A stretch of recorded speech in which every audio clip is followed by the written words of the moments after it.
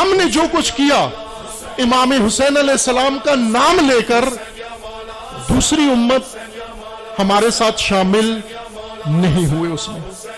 لیکن اگر ہم اپنے پسندیدہ کام، اپنی بنائی ہوئی رسمیں ان کو چھوڑ کر وہ کام کریں جو حسین ابن علی نے کیا تھا، میں یقین سے کہتا ہوں کہ ناسبیوں کے علاوہ، تکفیریوں کے علاوہ، یزیدیوں کے علاوہ سارا پاکستان آپ کے ساتھ ان مجالس کے اندر موجود ہوگا.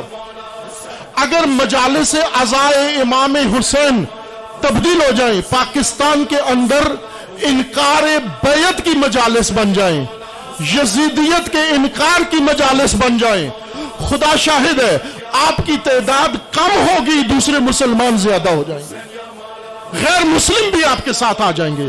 اس لیے کہ آج پاکستانی، ہر پاکستانی یہی چاہتا ہے کہ کوئی تو ہو ہمیں ان یزیدوں کے خلاف کھڑا کرے.